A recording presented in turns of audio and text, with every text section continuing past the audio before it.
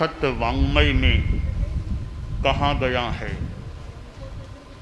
नमो चौबीसाए तित्थगराणम उस भादि महावीर पज्जवसाणानम। तीर्थंकरों को नमस्कार किया गया है।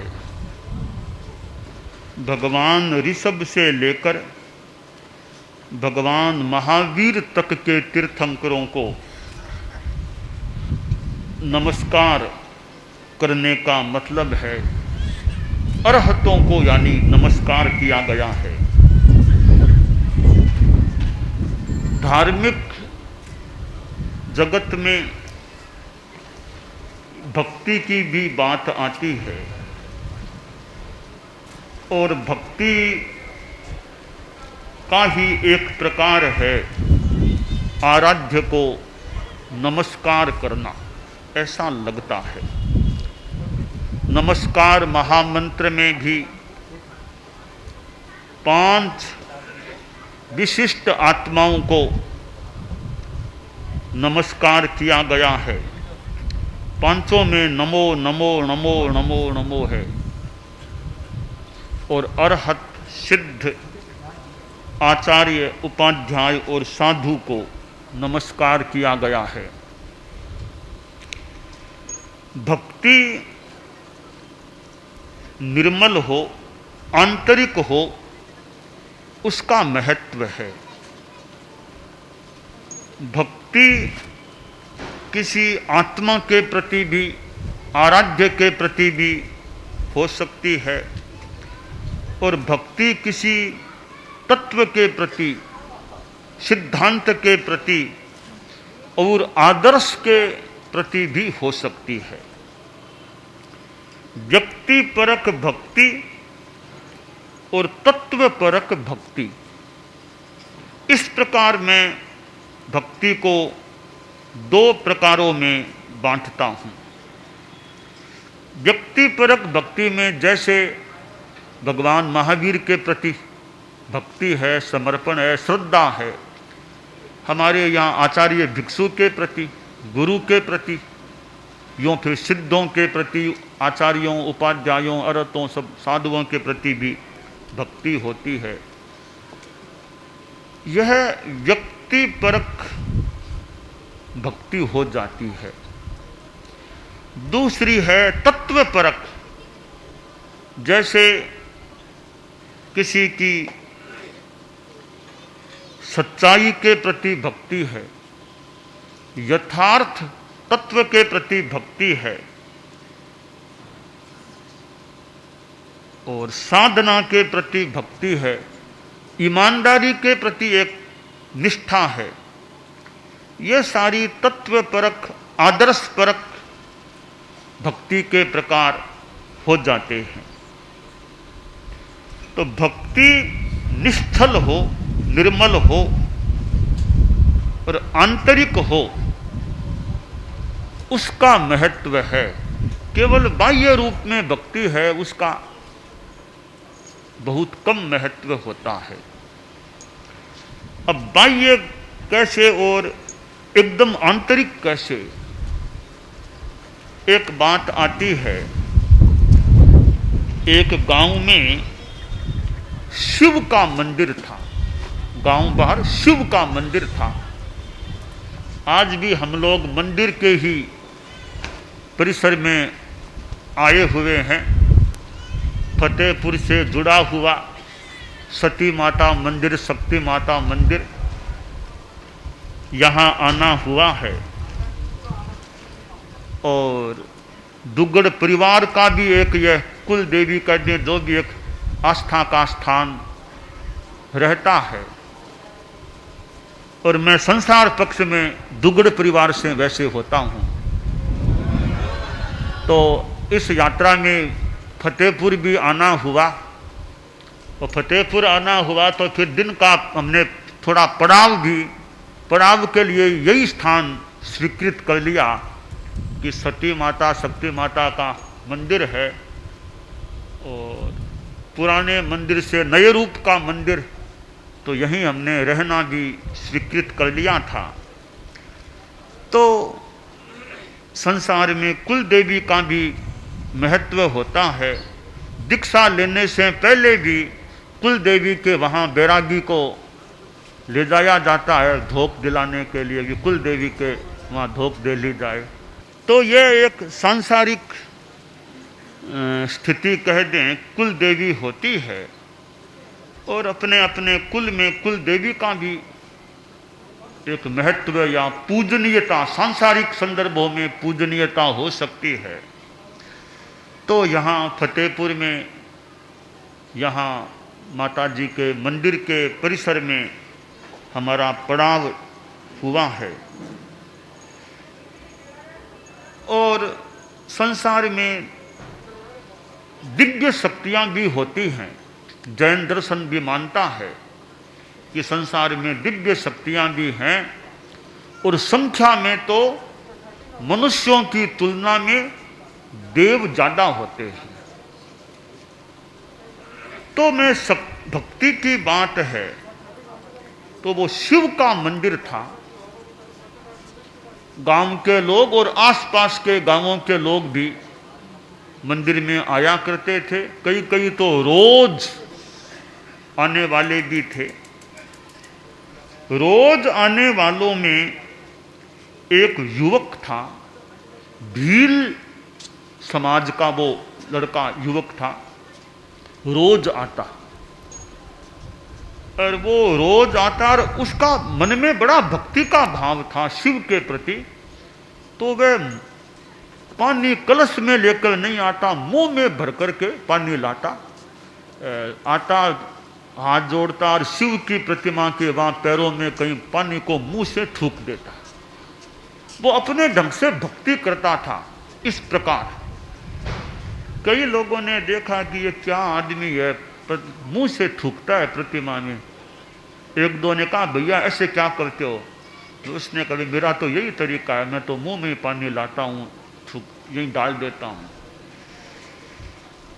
सोचा कि भी एक अच्छी तरह समझाना पड़ेगा कि यूँ मुंह से नहीं थूकना। लोग उसे थूकना मानते, वो उसे जल के द्वारा एक अर्घ्य कर दें, कुछ भी अपनी भक्ति का प्रयोग करता था। एक दिन की बात, लोग आए शिव की प्रतिमा के पास। तो दो आंखों में से एक आंख फूटी हुई थी शिव प्रतिमा में। लोग आए कहो बहुत गलत हो गया, शिव की प्रतिमा में आंख फूट गई, निकल गई, बहुत अच्छा नहीं हुआ, गलत हो गया। ओहो कैसे हो गया, कैसे आंख निकल गई, कैसे फूट गई? जो आपस में बातें की, लोग वहां से चले गए। थोड़ी देर बाद यह युवक भील समाज का था, वह आया। उसने देखा कि ओहो आंख नहीं है। मन में दर्द हुआ कि ओहो आंख नहीं रही। तत्काल कोई चाकू कुछ पास में था, अपनी आंख निकाल ली और प्रतिमा की जो आंख है वो फूटी हुई निकली थी, वहां अपनी आंख लगा दी, बराबर दोनों आंखें हो गई।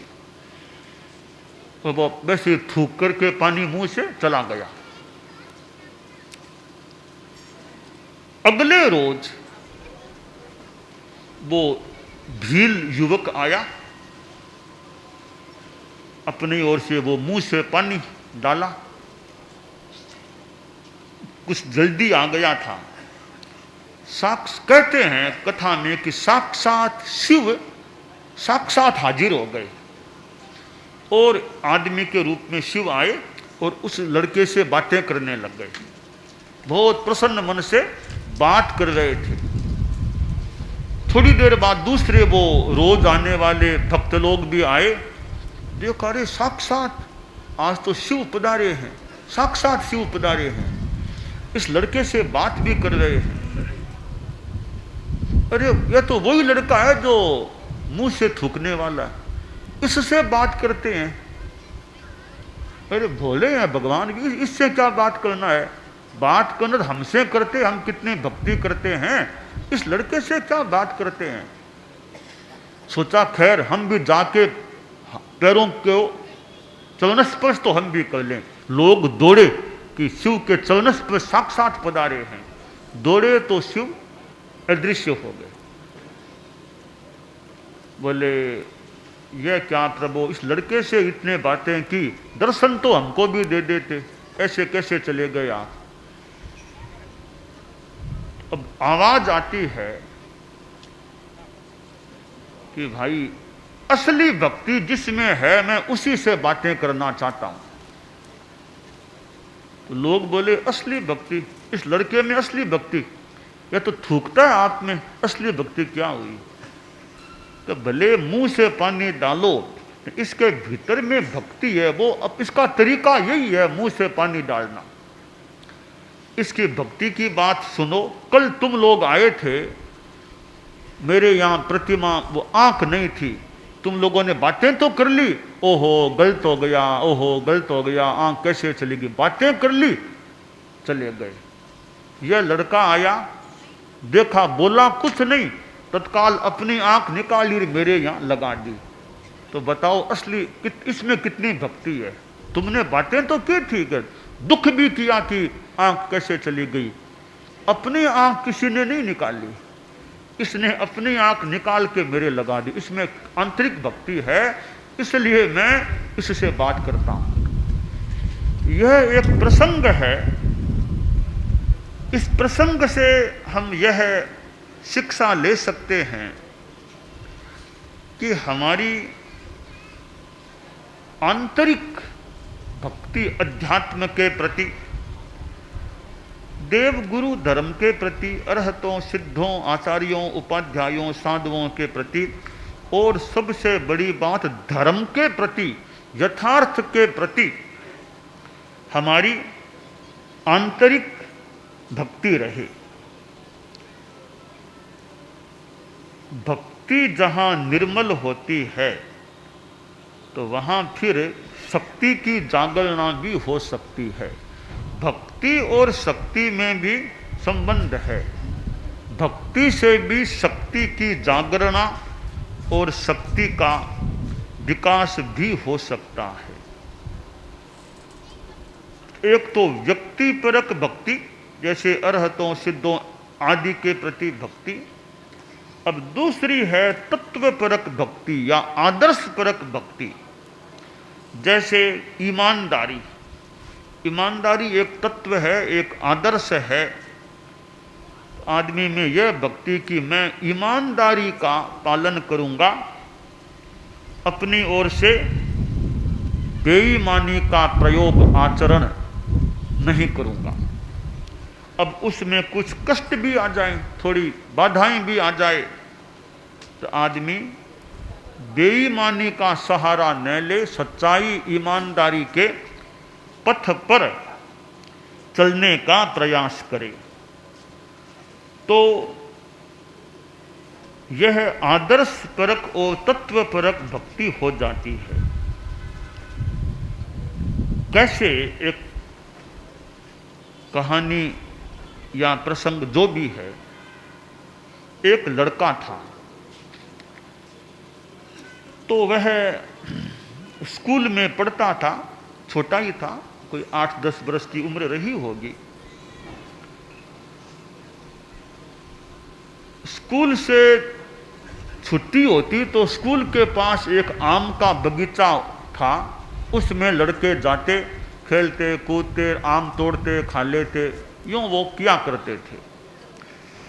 एक दिन की बात, स्कूल में मध्यावकाश, दोपहर की छुट्टी हुई, 5-10 बच्चे उस उद्यान में, बगीचे में चले गए। तो वो कुछ लड़के वो पत्थर फेंक फेंक के आम तोड़ने की, गिराने की चेष्टा कर रहे थे। उन बच्चों में एक बच्चा था जिसका नाम था सुधीर। उसने भी पत्थर फेंका, वो पत्थर वो पेड़ के उधर तो नहीं लगा, वो दीवार के बाहर चला गया, जो उद्यान की दीवार थी उसके बाहर चला गया। इत्तेफाक से वहां का राजा था, उसकी सवारी जा रही थी, वो पत्थर दीवार के बाहर जाकर राजा के सिर में लग गया।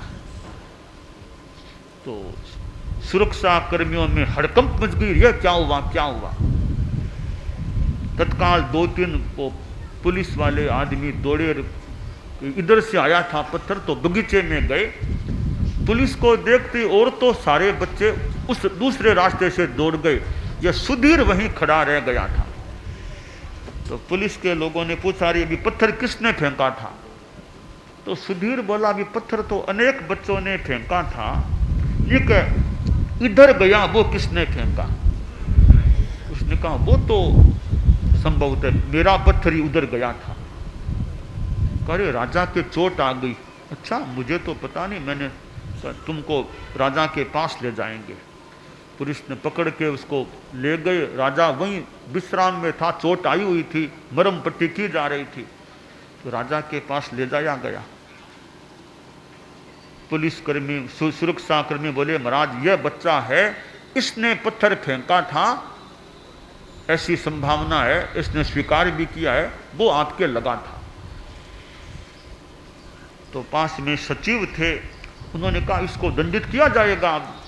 कि राजा के लगा दी, कोई मामूली बात है क्या? हमारे सबसे उच्च हैं राजा, उनके चोट आ गई है।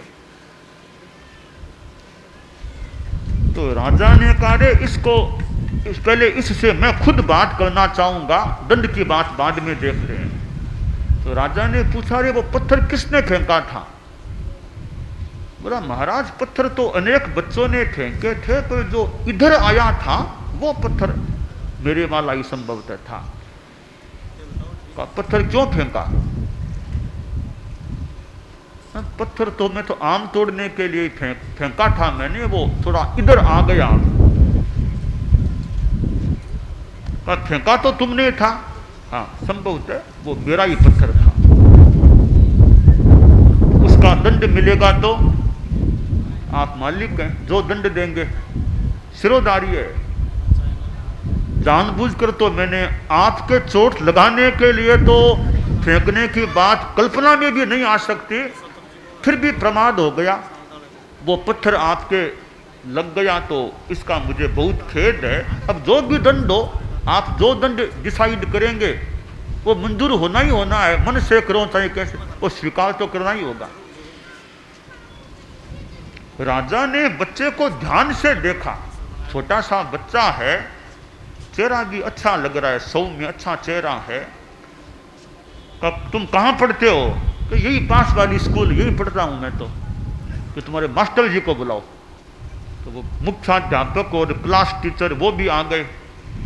कहा, यह बच्चा आपकी स्कूल का? हाँ साहब, हमारी स्कूल का बच्चा है। तो कहा, इसने पत्थर फेंका था। हाँ महाराज, हम सब अध्यापक आपसे माफी मांगते हैं कि हमारे विद्यार्थी के द्वारा जो भी जाने अनजाने हो गया, आपके चोट आ गई, पूरा विद्यालय परिवार आपसे माफी मांग रहा है इसके लिए। राजा ने पूछा, रे ये बच्चा है कैसा? आपके विद्यालय में ये बच्चे का स्तर कैसा है? मुख्याध्यापक और उसके क्लास टीचर बोला कि महाराज बच्चा हमारी स्कूल में तो अगर सबसे ज्यादा मेधावी बच्चा कोई है, सबसे ज्यादा यही बच्चा है। मेधावी ही नहीं, इतना ईमानदार बच्चा, इतना सद्व्यवहार वाला बच्चा है। अगर अंक दिए जाएं तो हमारे 500 करीब विद्यार्थी हैं, सर्वाधिक अंक इसी बच्चे को मिलेंगे। राजा के मन में आया, रे दंड देना तो दूर, यह तो मेरे काम का बच्चा है। ये किस परिवार का? पास में घर है इसका, इसके पिता माता के पिता तो नहीं रहे, माँ है, कि माँ को बुलाओ। माँ को बुलाया गया। तो राजा ने कहा, यह बच्चा किसका है?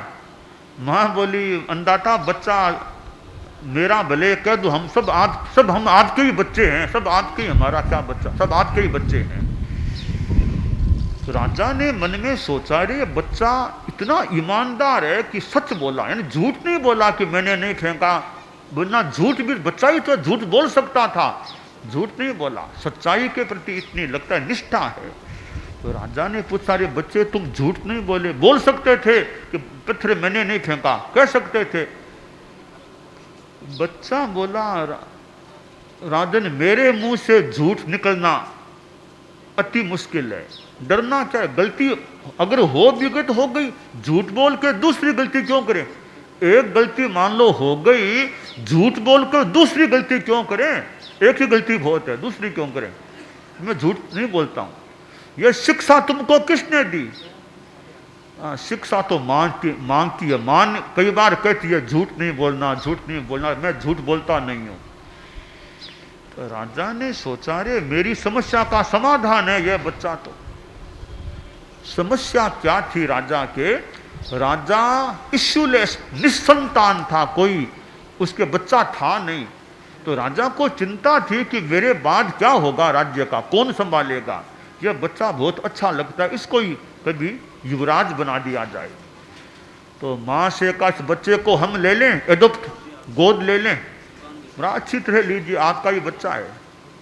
तो ठीक है, तुम भी आ जाओ, तुम भी हमारे महल में इसके माँ रहा करो। इस बच्चे को मैं और तैयार करके पढ़ा लिखा के काम लेना चाहूँगा। राजा ने और उस बच्चे को पढ़ाया, लिखाया, तैयार किया, राजकीय प्रशासनिक शिक्षण भी दिया। और एक समय आया 10-15 वर्षों के बाद राजा ने उस बच्चे को अपना युवराज डिक्लेयर कर दिया। कुछ समय बाद वह राजा भी बन गया। उस बच्चे में भक्ति थी ईमानदारी के प्रति, कि झूठ नहीं बोलना कभी। तो निमित्त रूप में, एक वास्तविक रूप में वो ईमानदारी के प्रति भक्ति, कोई निमित्त मान ले कि वो राजा के स्थान तक चला गया। तो यह एक तत्वपरक और आदर्शपरक भक्ति हो जाती है।